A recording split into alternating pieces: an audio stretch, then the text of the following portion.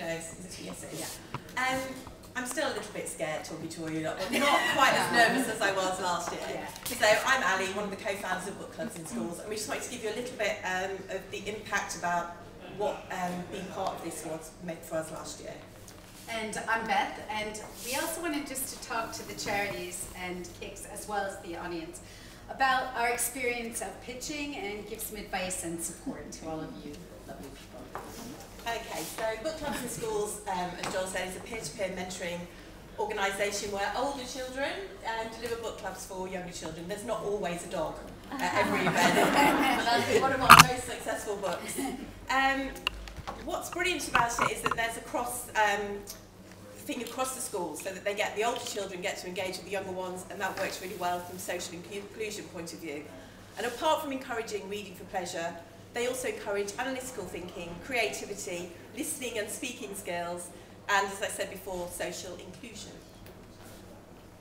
So here are some numbers, because people like numbers. And this is about the impact on the program, the impact of the multiplier effect on the program. So as you can see, we started with 10 schools, and at this event we said, if you give £1,000, we can be in another school and have a full book club program. And we have been so lucky because through your generous funding, we have opened up 6 new book club programs in 6 new schools, and we've been able to expand outside of London. So we are now in Bournemouth, Stockport, which is near Manchester, and Poole. So that's been a great success for us. And the other thing to say about tonight is that we met amazing people who were able to give things other than money.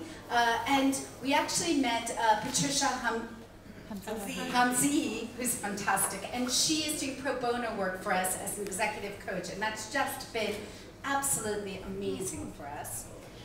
So, you know, definitely notice the people in the room. And then lastly, the experience of pitching, and we were terrified, was that we were able to go for a grant with the Ipsos Foundation because we had a lot of confidence coming out of here, and we won that grant. And so we've been able to expand even more. So thank you Beyond Me, and thank you the Funding Network and City funding, because it's been amazing for us. Just a little bit, just some facts about what happens on the book clubs. So they gain increased love of reading and confidence. And what's surprising to us is that actually the book club leaders learn just as much as the book clubbers. So it started out as a kind of literacy, reading for pleasure, and actually has become a mentoring scheme for them. And we give them an accreditation that they can use for their CVs and for university. Just a couple of little stories. So there are 2 stories. Ali says I go on too long about this, but I love the stories. So there's one story about a book club leader named Ella, who is in one of our schools. And she was about to be expelled from school because of her very disruptive behavior. But she loved reading, and the school coordinator for the book clubs took a punt, took a risk, and decided to assign her as a book club leader. And it was a stroke of brilliance because she was an unbelievably good book club leader because she understood the naughty kids. And her behavior, her attitude, and her attainment at school turned around 360 degrees. She is really a star student now and is starting her own book club in year 11 now.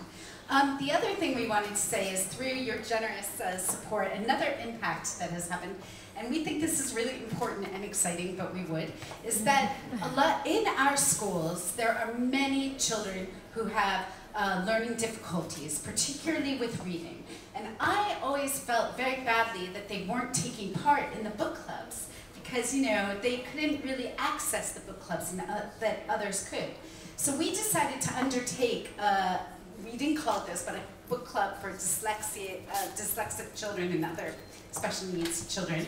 And we were going to use audiobooks, which is a great idea, but we struggled with the technology, so if anybody knows about that, see me afterwards.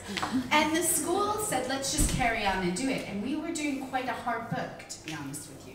So the first week was a disaster. The kids were just so disengaged, they were really intimidated, they didn't want to do it, they were really reluctant readers.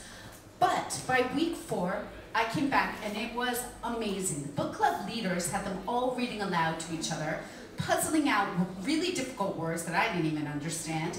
And they were all saying, can we read ahead? Can we read ahead? And the school told us that they have never seen these pupils make so much progress in such little time. And all the other interventions that they had tried didn't have the same impact on the kids. And we think it's because it's a group of them together, a small group, and they're helping each other out as a team. And the book club leaders are just so enthusiastic and really help them. So there's 2 stories for you. And finally, a little bit of advice about the pitching process. Of course it's scary, but you're the expert, so tell your story with your passionate enthusiasm. Everybody here is wanting to hear what you have to say. And then nobody's gunning for you, everyone's relaxed, everyone's had a drink, they just want to hear your story. So make sure you smile. Yeah, that's very true. Wait, we had to go over Kelly. Okay, in terms of competition, we also thought that we would be competing against the other charities to make money. And that is not the case at all tonight.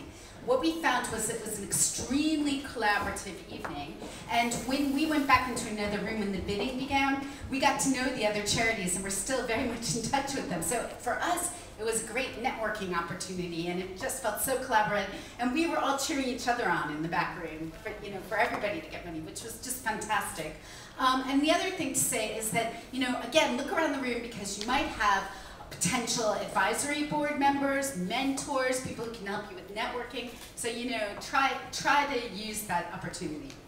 And lastly, it's exhilarating. You'll feel like a rock star. You'll gain some money for your charities and get affirmation of what you're doing is really worthwhile. So enjoy the experience. So our biggest learn, and if there's one piece of advice we could give you in the pitch you're about to do, and you don't have to change your whole pitch, is just please make sure that you are very specific about your ask. What are you asking the audience for? Where are the donations going to go? For us, we said, if you give £1,000, it's a whole program. If you give £100, it's one book club. If you give £50, it's the books. So just be specific and very clear about what you want. That would be our advice. That's it. Thank you very much. Yeah, thank you.